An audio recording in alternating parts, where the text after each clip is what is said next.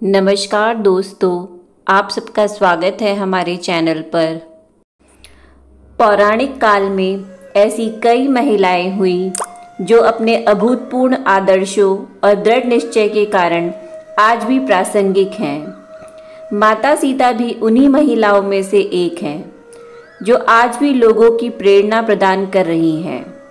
जैसे श्री राम को पुरुषों में उत्तम महापुरुषोत्तम कहा गया है, उसी तरह माता सीता को भी महिलाओं के लिए आदर्श कहा गया है। लोग माता सीता के जीवन को संघर्ष से भरा मानते हैं और सोचते हैं कि आज के समय में जीवन की तुलना पौराणिक काल के जीवन से नहीं की जा सकती, लेकिन वास्तव में सीता माता के जीवन में हर कामकाजी या गृहस्थ स्त्री के लिए बेहतर और संतुलित जीवन के अनमोल सूत्र छुपे हैं। सीता का जन्म। देवी सीता मिथिला के राजा जनक की ज्येष्ठ पुत्री थी, इसलिए उन्हें जानकी भी कहा जाता है। वाल्मीकि रामायण के अनुसार एक बार मिथिला में भयंकर सूखा पड़ रहा था। तब इस समस्या से छुटकारा पाने के लिए उन्हें एक ऋषि ने यज्ञ करने और धरती पर हल चलाने का सुझाव दिया। उस ऋषि के सुझाव पर राजा जनक ने यज्ञ करवाया और उसके बाद राजा जनक धरती जोतने लगे। तभी उन्हें धरती में से सोने की डालियां में मिट्टी में लिपटी हुई एक सुंदर कन्या मिली। उस कन्या को हाथों में लेकर राजा जनक ने उसे सीता नाम दिया और उसे अपनी पुत्री के रूप में अपना लिया। राम सीता का विवाह। यदि मन में श्रेष्ठ के चयन की दृढ़ इच्छा हो तो निश्चित ही ऐसा होगा। सीता स्वयंवर को भगवान राम की रामलीला का ही हिस्सा माना जाता है, क्योंकि सीता एवं राम का मिलन निश्चित था। मार्गशीर्ष मास की शुक्ल पक्ष की पंचमी को भगवान श्री राम तथा जनक पुत्री जानकी का विवाह हुआ था। तभी से इस पंचमी को विवाह पंचमी पर्व के रूप में मनाया जाता है। माता सीता की असाधारण पतिव्रता। यह बहुत ही आश्चर्यजनक वक्तव्य है कि वनवास श्री राम को मिला, लेकिन माता सीता भी उनके साथ महलों के सारे सुख, धन और वैभव को छोड़कर चल दी, सिर्फ इसलिए कि उनके लिए पतिव्रता धर्म को निभाना सर्वोपरि था। उस काल में वन बहुत ही भयानक हुआ करता था, वहाँ रहना भी बहुत कठिन था, लेकिन माता सीता ने राम के साथ ही रहना स्वीकार किया। माता सीता सिर्फ साधारण गृहिणी ही नहीं थी, वे प्रभु श्री राम के हर कार्य को हाथ बटाती थी।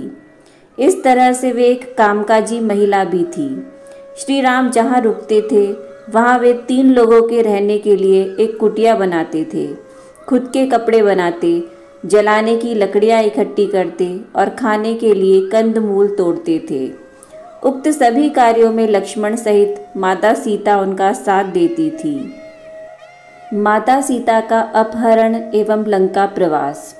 माता सीता का जब रावण ने अपहरण कर लिया और उन्हें अशोक वाटिका में रखा, तब इस कठिन परिस्थिति में उन्होंने शील, सहनशीलता, साहस और धर्म का प्रमाण दिया। इस दौरान रावण ने उन्हें साम, दाम, दंड और भेद की नीति से अपनी ओर झुकाने का प्रयास किया, लेकिन माता सीता नहीं झुकी, क्योंकि उनको रावण की ताकत और वैभव के आगे अपने पति श्री राम और उनकी शक्ति के प्रति पूरा विश्वास था। लंकापति रावण ने अपहरण करके 2 वर्ष तक माता सीता को अपनी कैद में रखा था। इस कैद में माता सीता एक वाटिका की गुफा में राक्षसनियों के पहरे में रहती थी। सीता माता का देह त्याग। माता सीता अपने पुत्रों के साथ वाल्मीकि आश्रम में ही रहती थी। एक बार की बात है कि भगवान श्री राम ने अश्वमेध यज्ञ का आयोजन किया। उस यज्ञ में वाल्मीकि जी ने लव और कुश को रामायण सुनाने के लिए भेजा। कहते हैं कि प्रतिदिन वे दोनों 20 सर्ग सुनाते थे। उत्तरकांड तक पहुंचने पर राम ने जाना कि वे दोनों ही राम के बालक हैं। तब राम ने सीता को कहलाया कि यदि वे निष्पाप हैं तो यहाँ सभा में आकर अपनी पतिव्रता प्रकट करें। वाल्मीकि जी सीता को लेकर सभा में गए। वहाँ सभा में वशिष्ठ ऋषि भी थे। वशिष्ठ जी ने कहा, हे राम, मैं वरुण का 10वां पुत्र हूँ। जीवन में मैंने कभी झूठ नहीं बोला। ये दोनों तुम्हारे पुत्र हैं। यदि मैंने झूठ बोला हो तो मेरी तपस्या का फल मुझे न मिले। मैंने दिव्य दृष्टि से उसकी पतिव्रता देख ली है। सीता हाथ जोड़कर नीचे मुख करके बोली, हे धरती माँ, यदि मैं पवित्र हूँ तो धरती फट जाए और मैं उसमें समा जाऊँ। तब सीता ने यह कहा। तब नागों पर रखा एक सिंहासन पृथ्वी फाड़कर बाहर निकला। सिंहासन पर पृथ्वी देवी बैठी थी। उन्होंने सीता को गोद में बैठा लिया। सीता के बैठते ही वह सिंहासन धरती में धंसने लगा और सीता माता धरती में समा गई। हालांकि पद्म पुराण में इसका वर्णन अलग मिलता है।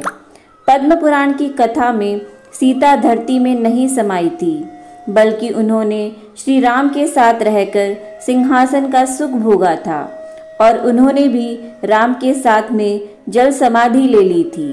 इन बातों का निचोड़ यही है कि आज की स्त्री भी सीता के पावन चरित्र की तरह ही सेवा, संयम, त्याग, शालीनता, अच्छे व्यवहार, हिम्मत, शांति, निर्भयता, क्षमा और शांति को जीवन में स्थान देकर कामकाजी और दाम्पत्य जीवन के बीच संतुलन के साथ सफलता और सम्मान भी पा सकती है।